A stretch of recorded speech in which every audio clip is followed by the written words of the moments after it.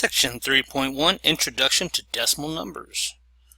Okay, we're going to read and write decimal numbers, compare decimal numbers, and round decimal numbers. Procedure to read and write decimal number. To read or write the whole number, read or write the word "and" in place of the decimal point.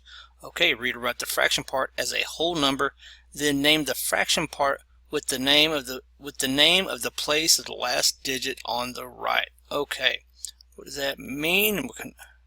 Note, if there is no whole number part, then 0 can be written to the left of the decimal point. For example, if there's nothing there, 0.6 can be written as 0.6, and in most cases 0.6 is preferred. It is. You're going to hear it be called 0 or not 0.6 or whatever. It just depends on how fancy you decide to talk. Okay, write the mixed number 48 6/10 in decimal notation in decimal notation and in words. Okay, notice the solution. We have 48. Here it is right here. 40, don't forget your hyphen, 8.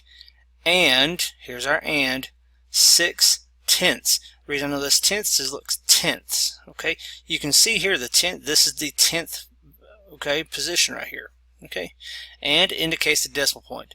The digit 6 is in the tenths position. Let's let them show us another example here. Okay, write the number 1275 10,000ths, okay, in decimal notation and in word. Notice the TH I'm putting at the very end of this word.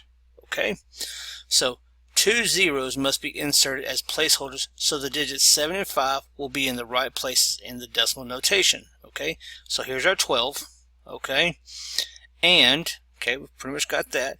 Now 75 10,000ths in words. Okay, so over here, let me get my pen out here. Right here, if we wrote this out just like so, 112 and 0075. Okay, remember right here is my ones. Okay, we don't have another ones position here. Right here we have a 10th position, and then 100th, and then 1,000th, and then it'll keep going to 10,000th. Okay, so notice how I'm slowly just adding on the TH at the end. Okay, so right here, there you go. The letters THS or TH at the end of a word indicate a fraction part, a part to the right of the decimal point. So 600 is just that. 200,000 is just this. But 600th, okay, notice this 6 right here has to be in the 100th position right here. Okay, 200,000ths, okay, we're going to go over here to the 100,000th place, and that's where we would start. Okay, so this right here would be the 100,000th spot. Okay, let's continue on. Okay, write each number in decimal notation. Note how "and" indicates the decimal point. Okay, here we are. We got 400. Okay, that's pretty straightforward. We got 400. Okay, here's our "and." "And" is the decimal point. Okay, then we have 2,000ths. Okay, well, where's my thousands? Well, let's think of it here. We're going to have, here's my tens, here's my hundredth, and here's my thousandth. Okay, so if I came over here and put 0, 0, 2, because right here is going to be my thousandth place. Okay, now we're going to compare two decimals. Moving left or right, compare the digits with the same place value. Insert zeros to the right to continue comparison if necessary. When one compared digit is larger, then the corresponding number is larger. Well, what does that mean? That's just a lot of words. Let's look at an example to give us. Which number is largest? 3.126 or 3.14? Okay, solution. Comparing the digits with the same place value from left to right. Okay, notice we're even comparing here. Okay, so look here. These are the same. So we don't know anything yet. Here, they're the same. But here's the mismatch right here. And right here, because 4 is larger than 2, the number 3.14 is greater than 3.126. Okay, we can look at this on a number line when we see it there.